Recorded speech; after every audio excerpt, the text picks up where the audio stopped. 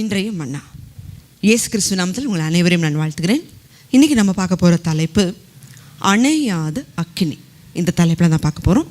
லேவியராகமத்தின் புஸ்தகம் 6ஆம் அதிகாரம் 13வது வசனத்தை வாசிங்க.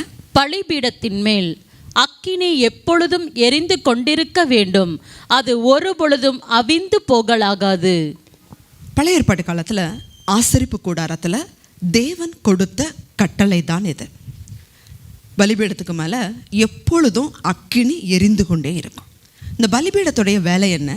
சுத்திகரிக்கக்கூடிய வேலை. தேவனுக்காய் பலி செலுத்தக்கூடிய ஒரு இடம்தான் இந்த பலிபீடம். தேவன் அந்த இடத்துல சுகந்த வாசனையாய் கொடுக்கக்கூடிய பலியை அவர் முகர்ந்து கொள்வார். அநேகம் பலிகள் அந்த இடத்துல செலுத்துகிற இடம். இன்றைக்கி பலிபீடம் அப்படின்னா புதிய ஏற்பாட்டில் நீங்களே தேவனுடைய ஆலயமாக இருக்கிறீர்கள் என்றும், தேவனுடைய ஆவி உங்களில் வாசமாக இருக்கிறார் என்றும் அறியாமல் இருக்கிறீர்களா என்று வேதம் நமக்கு கட்டளையாய் சொல்லுகிறது. இந்த இடத்துல பலிபீடம் அப்படின்னு சொல்லி நம்ம பார்த்தோம் அப்படின்னா சரீரந்தான் ஆலயம், நீங்களே ஆண்டவருடைய ஆலயம். அதில் தேவன் நமக்கு கொடுத்திருக்கிற இருதயம்தான் இந்த பலிபீடம். இருதயத்திலிருந்து எப்பொழுதும் துதியும் ஸ்தோத்திரமும் ஜெபமும் கர்த்தருக்கு பிரியமாய் இருக்க வேண்டும். இதைத்தான் தேவன் விரும்புகிறார். இந்த இடத்துல அணையாத அக்கினி அப்படின்னு நம்ம பார்க்குறோம். இந்த அக்கினி எப்பொழுது நமக்கு கிடைக்கும் அதைத்தான் இன்றைக்கி நம்ம பார்க்க போகிறோம். அதுக்கு முன்னாடி வெளிப்படுத்தல் புஸ்தகத்தில் 7 சபைகளை தேவன் விசாரித்ததை நாம் அறிவோம். அதில் 7 சபையில் ஒரு சபை லவோதிக்கேயா சபை.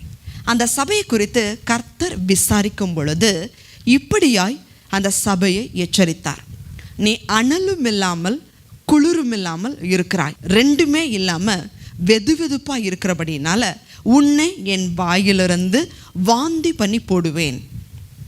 தேவஜனமே, இன்றைக்கி நம்மளுடைய வாழ்க்கையில் அநேகம் தேவ பிள்ளைகள் அனலும் இல்லாமல் குளிரும் இல்லாமல் நிச்சயம் இருக்கக்கூடாது. ஞாயிற்றுக்கிழமை ஆலயத்துக்கு போகிறது, மற்ற நாட்களில் உலக பிரகாரமாய் வாழுவது, இந்த காரியம் நிச்சயமாய் தேவனிடத்திலிருந்து எந்த ஒரு ஆசீர்வாதத்தை நாம் நிச்சயமாக பெற முடியாது, நம்ம குடும்பமும் பெற முடியாது. அநேக நேரத்தில் நம்ம மனம் நொந்து கொள்ள தான் வேண்டி இருக்கிறது. ஏன் என்னுடைய வாழ்க்கை இப்படி இருக்குது? இன்றைக்கி ஆண்டவருடைய சமூகத்தில் உங்களுடைய வாழ்க்கையை அக்கினியாக இருக்கிறதுக்கு, பரிசுத்தமாக இருக்கிறதுக்கு ஒப்பு கொடுங்க. ஏன் நம்ம அக்கினியாக இருக்கணும்? ஏன் அக்கினியாக இருக்கணும்னா, அக்கினி ஒரு இடத்துல எரிஞ்சுக்கிட்டு இருக்கும் பொழுது எந்த குப்பையும் அந்த இடத்துல இருக்காது. முதல்ல எரிக்கக்கூடிய தன்மை இந்த அக்கினிக்கு இருக்குது. மத்தேயு புஸ்தகத்தில் இயேசு கிறிஸ்து நம்ம இடத்துல சொல்லும் பொழுது இருதயத்திலிருந்து தான் எல்லா பாவங்களும் வருகிறது. சீசர்கள் இடத்துல கேட்பாங்க, உம்முடைய சீசர்கள் கை கழுவாமல் சாப்பிடுகிறார்களே அப்படின்னு சொல்லி குற்றம் சுமத்துவார்கள். அப்போ இயேசு சொல்லக்கூடிய பதில், வாய் வழியாக போகிறது எல்லாமே வெளியில் வந்துடும், ஆனால் இருதயத்திலிருந்து புறப்படுகிறதா ஒரு மனிதனை தீட்டுப்படுத்தும். பொல்லாத காரியங்கள் இருதயத்திலிருந்து தான் வருது. அப்போ பிசாசானவன் இருதயத்தில் அசுத்தம், பாவம், இச்சை இவைகளை ஒவ்வொரு மனிதனுக்குள்ளும் போட்டுக்கொண்டே இருப்பான். தேவனுடைய அக்கினி உங்கள் இருதயத்தில் எரிந்து கொண்டே இருந்தால் மட்டும்தான் அந்த அசுத்தம் அப்படிங்கிற குப்பைகள் எரிந்து சாம்பலாகும். அது மாத்திரமல்ல, இந்த அக்கினிக்கு இன்னொரு குணாதிசயம் இருக்க, பரவக்கூடியது. அணைஞ்சு போன மெழுகுவர்த்தியை வச்சு இன்னொரு அணைஞ்சு போன மெழுகுவர்த்தியை பற்ற வைக்க முடியாது. நீங்கள் அக்கினியாக இருந்தால் தான் அந்த அக்கினி மற்றவர்களுக்கும் பரவும். வாசிக்கலாம். வெளிப்படுத்தல் புஸ்தகம் 1ஆம் அதிகாரம் 14வது வசனம். அவருடைய சிரசும் மயிரும் வெண் பஞ்சை போலவும் உறைந்த மலையைப் போலவும் வெண்மையாயிருந்தது, அவருடைய கண்கள் அக்கினி ஜுவாலையை போலிருந்தது. ஜெபிக்கும்படி நீங்கள் வரும்பொழுது அக்கினி மயமானவர்கிட்ட கிட்டி சேருகிறீர்கள். அக்கினி மயமானவரை நீங்கள் கிட்டி சேரும் பொழுது அவரோட அக்கினி உங்களுக்குள்ளேயும் வரும். இந்த உலகத்தில் அநேகம் ஊழியக்காரர்கள், அநேகம் தீர்க்கதரிசிகள், அவர்களுடைய ஊழியங்கள் எப்படி இருந்துச்சு அப்படின்னா, ஜெபிச்சு ஜெபிச்சு கடினமான இருதயங்களை மாற்றினார்கள். நம்ம இந்திய தேசத்துக்கு வந்த மிஷினரிகள் கூட காட்டுப்பகுதிகளில் கடினமான இருதயங்கள், முரட்டாட்டமான மனிதர்கள் மத்தியில் இந்த ஜெபிச்சு அக்கினி மூலமாக அநேக கடினமான இருதயங்களை கூட தேவனுக்காய் ஆயத்தம் பண்ணினார்கள். நீங்கள் ஜெபிக்கும் பொழுது தேவனுடைய அனல் உங்களுக்குள்ள பற்றி எரிகிறது மாத்திரமல்ல, உங்கள் மூலமாய் உங்கள் சபையை, உங்கள் குடும்பத்தை, உங்கள் தேசத்தை கூட இந்த அனல் பரவுகிறதா இருக்கிறது. இரண்டாவது காரியம், வேத வசனத்தினால் வருகிற அனல். வாசிக்கலாம். யோவானின் புஸ்தகம் 6:63.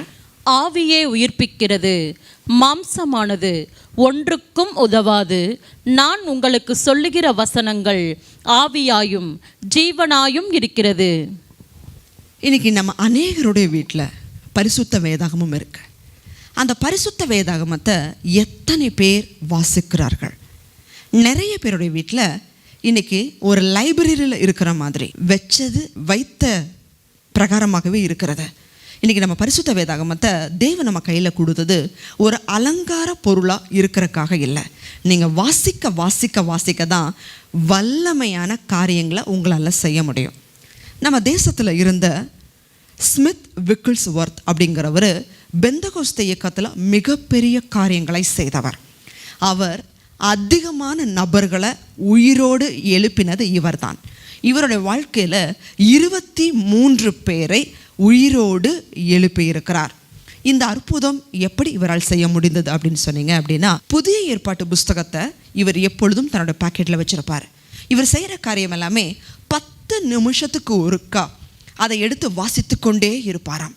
பஸ்ஸில் போனாலும் சரி, எங்கே போனாலும் சரி, இந்த வசனத்தை நான் இப்படி வாசித்தேன், உங்களுக்காக நான் ஜெபிக்கட்டுமா அப்படின்னு சொல்லி ஜெபிச்சு தேவனிடத்துலேருந்து அவர்களுக்கு அற்புதங்களை வாங்கி கொடுத்து அவர்களை தேவனுக்கு சொந்தமாக மாற்றி விடுகிறார்.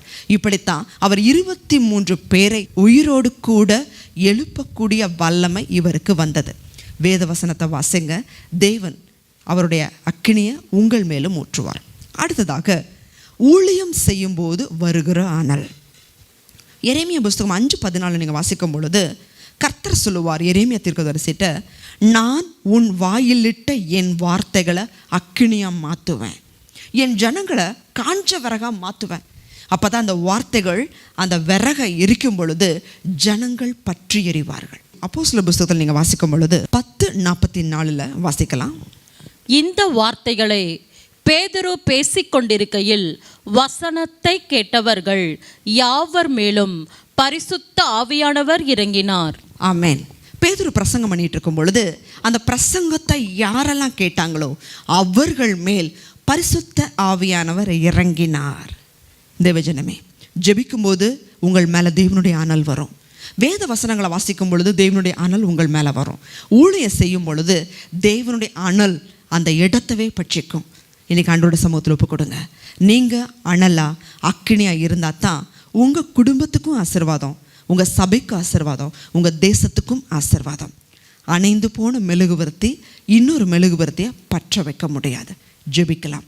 உங்களுடைய இருதயத்திலும் அணையாத அக்கினி இருக்கட்டும். அன்பின் பரலோகத்தின் பிதாவே, நன்றியோடு உங்களை துதிக்கிறோம்.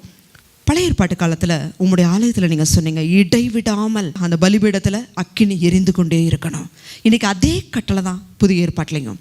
எங்களுடைய இருதயத்தில் கூட பரிசுத்த ஆவியின் அனல் எப்பொழுதும் எரிந்து கொண்டே இருந்தால் மட்டும்தான் பாவத்தில் இருந்தும் பிசாசுடைய எல்லாவித கண்ணிகளுக்கும் நாங்கள் தப்ப முடியும் சுவாமி.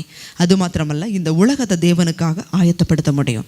எங்களுடைய இருதயத்தில் அணையாத அக்கினி இருக்கட்டும். கர்த்தர் உதவி செய்யுங்க. இயேசுவின் நாமத்தில் நல்ல பிதாவே, ஆமென்.